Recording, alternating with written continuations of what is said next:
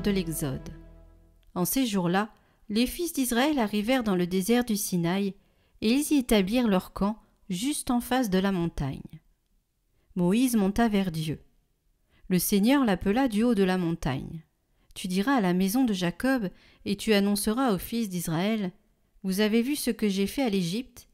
Comment je vous ai porté comme sur les ailes d'un aigle, et vous êtes amenés jusqu'à moi.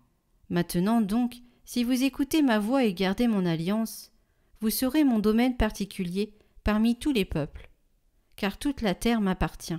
Mais vous, vous serez pour moi un royaume de prêtres, une nation sainte. »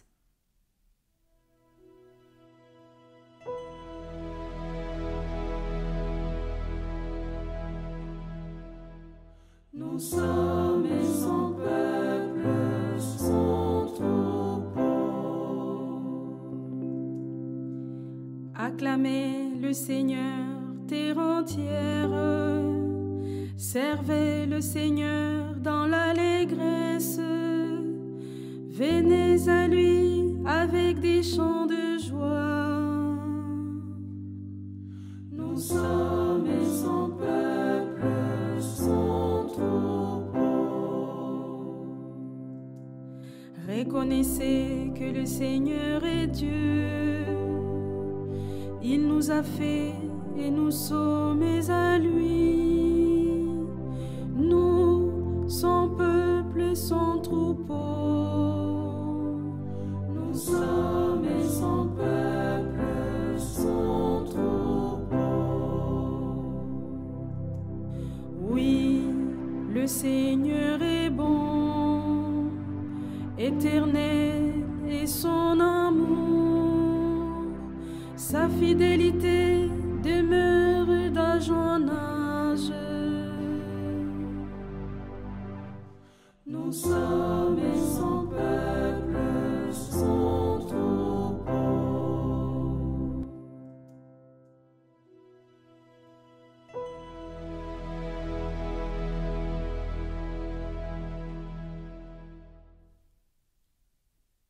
Lecture de la lettre de saint Paul apôtre aux Romains.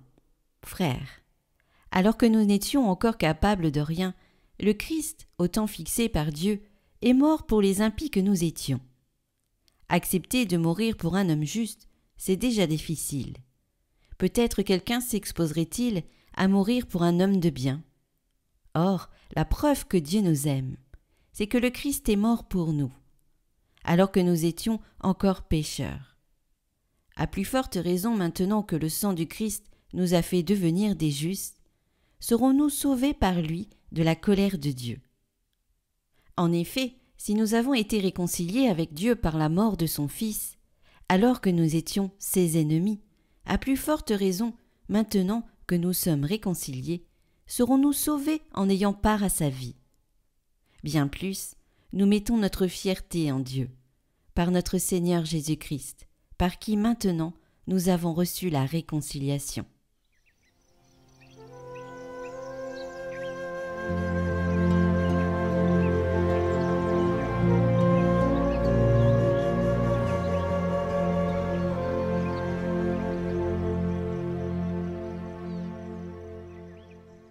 Évangile de Jésus-Christ selon saint Matthieu.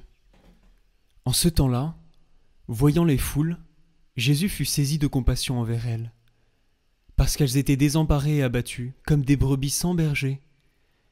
Il dit alors à ses disciples, « La moisson est abondante, mais les ouvriers sont peu nombreux. Priez donc le maître de la moisson d'envoyer des ouvriers pour sa moisson. » Alors Jésus appela ses 12 disciples, et leur donna le pouvoir d'expulser les esprits impurs et de guérir toute maladie et toute infirmité. Voici les noms des 12 apôtres. Le premier, Simon, nommé Pierre, André son frère, Jacques, fils de Zébédée, et Jean son frère, Philippe et Barthélemy, Thomas et Matthieu le publicain, Jacques, fils d'Alphée, et Thaddée, Simon le Zélote, et Judas l'Iscariote, celui-là même qui le livra. Ces 12, Jésus les envoya en mission avec des instructions suivantes. Ne prenez pas le chemin qui mène vers les nations païennes, et n'entrez dans aucune ville des Samaritains. Allez plutôt vers les brebis perdues de la maison d'Israël. Sur votre route, proclamez que le royaume des cieux est tout proche.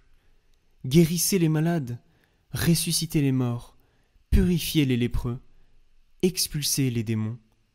Vous avez reçu gratuitement, donnez gratuitement.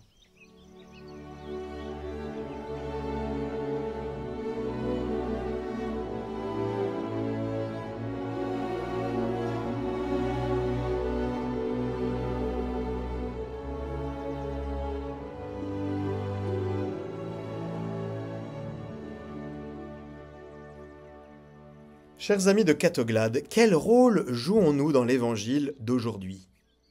Sommes-nous des apôtres, envoyés donner aux autres, ou sommes-nous des brebis fatiguées et abattues? Avons-nous quelque chose à offrir aux gens, ou avons-nous plutôt besoin de recevoir?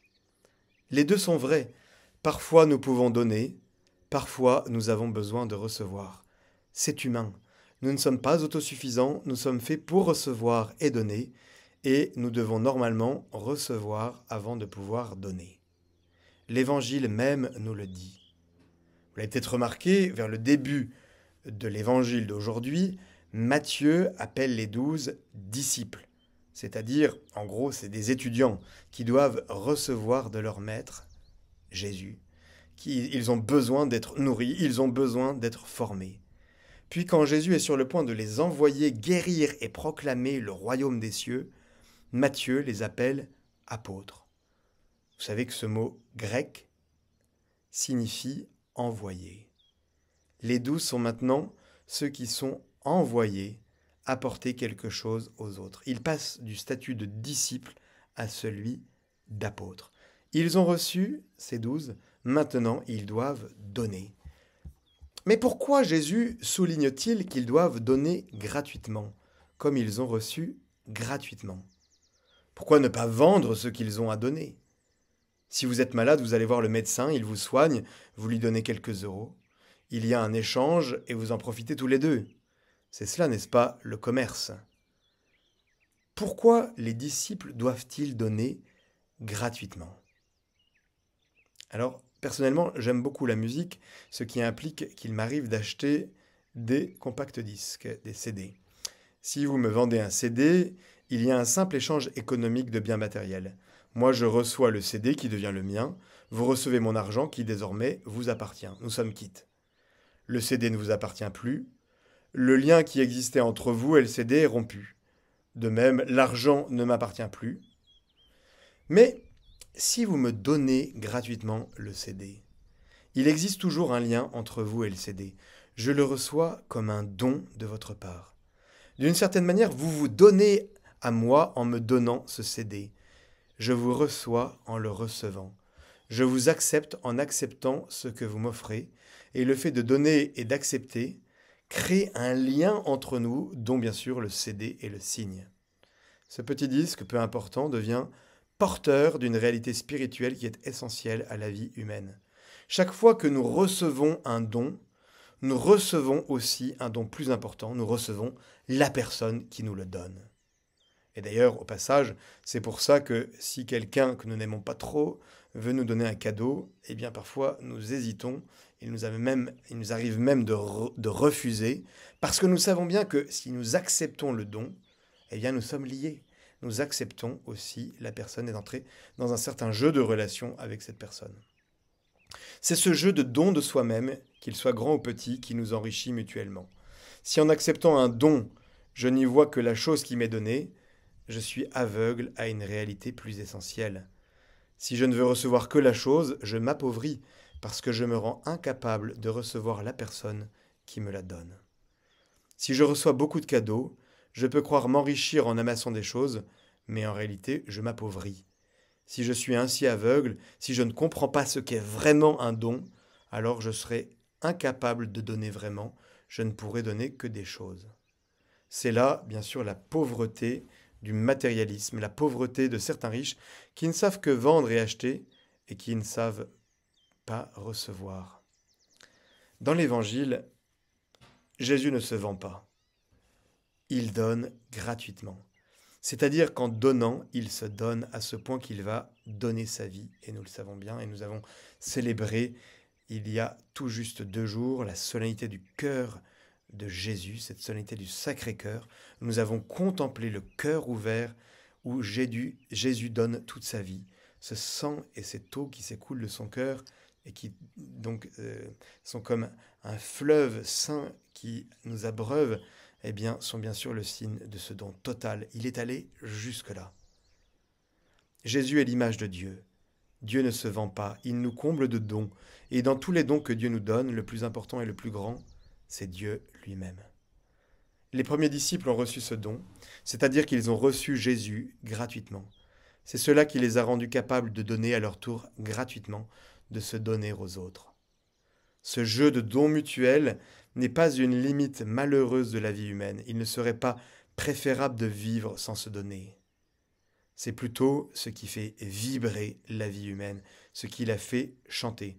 Savoir donner, savoir recevoir, savoir se donner et savoir recevoir les autres, c'est bien sûr un élément essentiel de la musique, de l'harmonie de notre vie. Alors, chers amis de Catoglade, c'est la grâce que je vous souhaite en ce dimanche, à l'école de notre divin maître, apprendre à recevoir pour